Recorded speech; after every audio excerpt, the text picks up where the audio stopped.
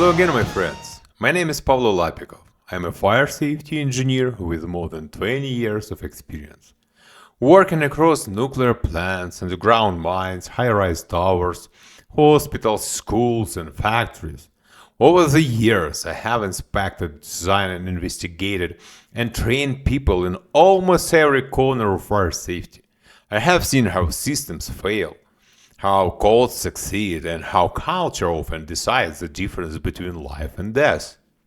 And that is why I started this podcast. Because fire safety is not only about engineering drawings or legal codes, it is about philosophy, about how we think, how we decide, and how we act when lives are at risk. Today's episode is built on one painful question. Who decides if your children, your parents, your wife, your friends live or die in a fire? We often talk about acceptable fire risk, as if it is about buildings, codes, and technical limits. But acceptable risk isn't about concrete or steel. It is about human lives. And the moment we treat it like a number on paper, we forget that people is it really represents. For the next 20 minutes, I want to take you on a journey through codes, through history, through my own experience, through disasters, and through questions most people don't dare to ask. Alright, let's take a quick break and then we'll jump right back into fire safety philosophy. This podcast is brought to you by Fireheart Fire Safety Marketing Agency. At Fireheart, we help fire safety professionals, companies, and educators share their missions with the world. From bold posters to unforgettable campaigns, we turn safety into culture. Because saving lives isn't just about systems, it's about communication. Learn more at fireheartfsma.com. So, let's back to the show. Walk into a new school, hospitals, or apartments tower and you'll see shiny exit signs, alarms, and sprinklers. It all feels reassuring. But here is the hard truth. Building codes aren't written to make you perfectly safe. Only safe enough. The 2020 National Building Code of Canada, like most codes, states its goal as life safety. That sounds noble, but look closer. It doesn't promise to save your property, the environment, or the things you love inside that building. It offers only the minimum, just enough so that, in theory, most people can escape alive.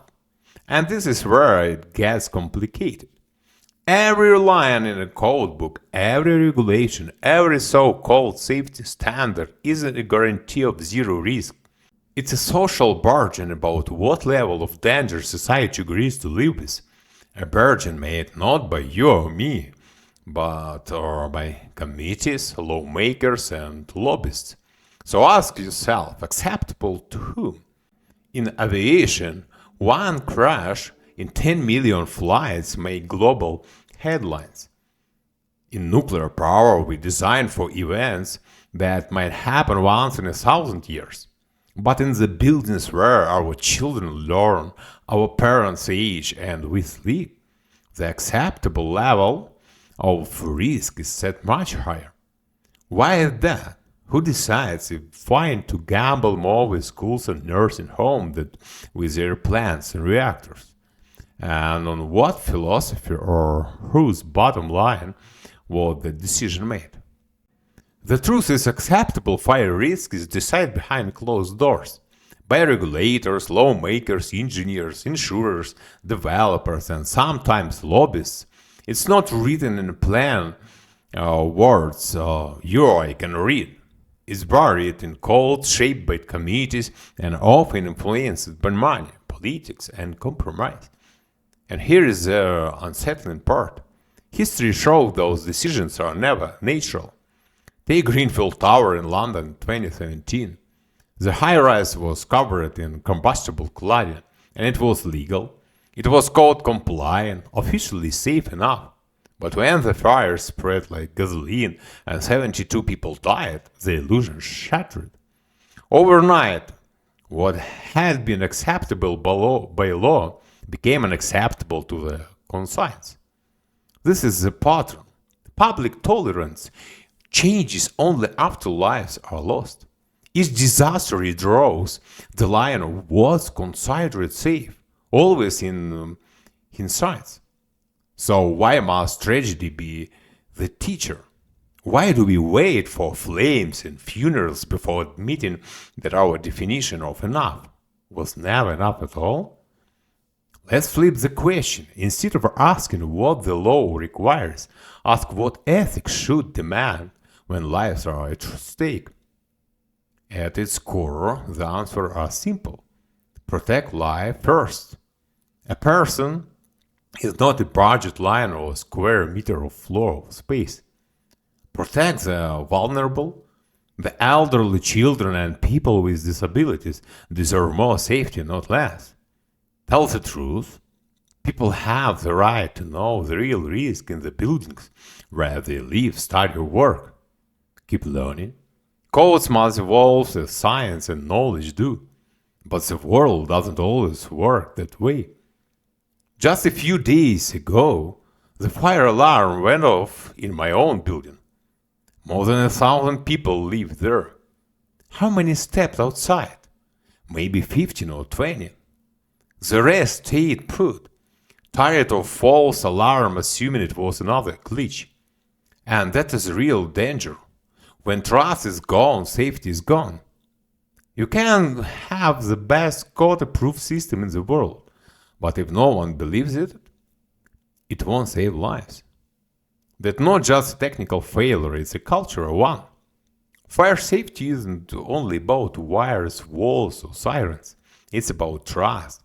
And when people stop believing it, then the stronger system falls apart.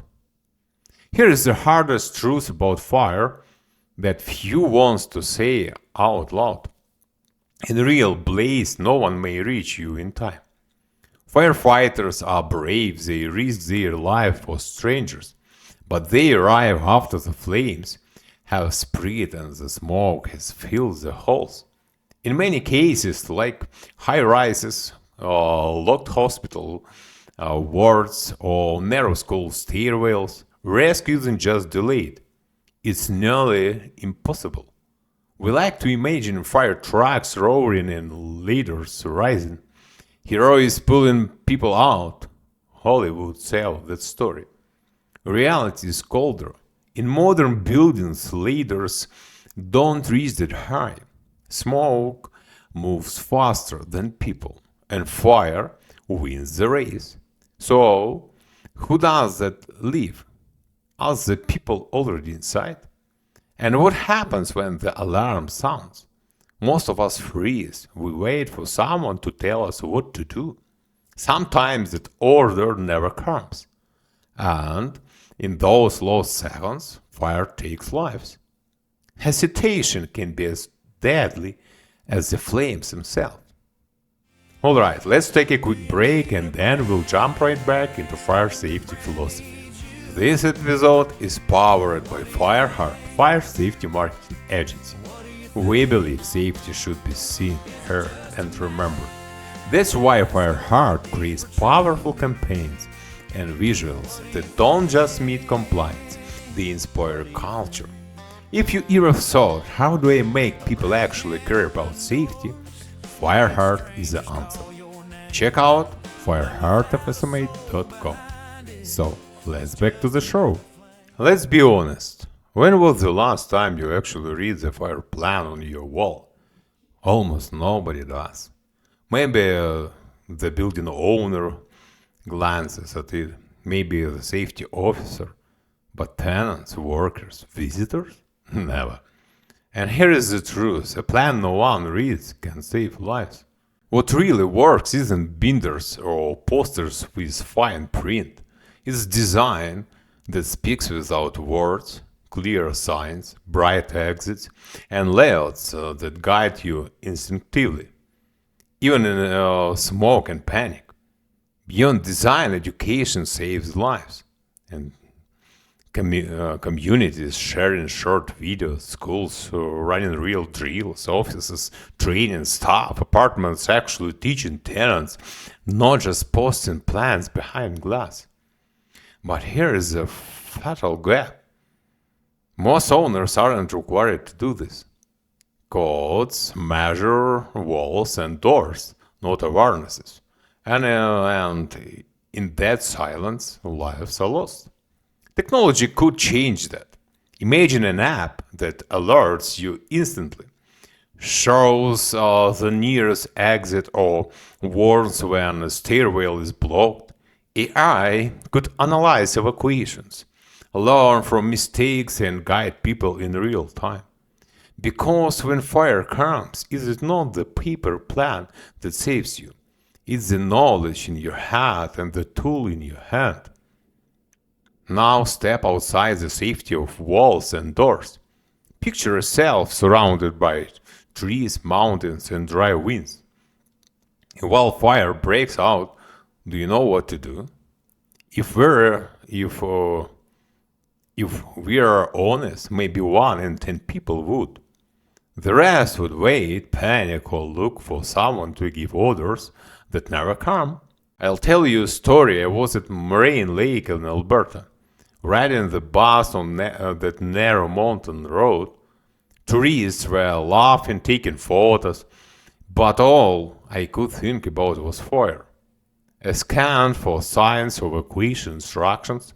There were none, and there is only one road in and one road out. I'm sure the park has a plan somewhere in an office, but would it save a bus full of trees if a wildfire blocked that single road?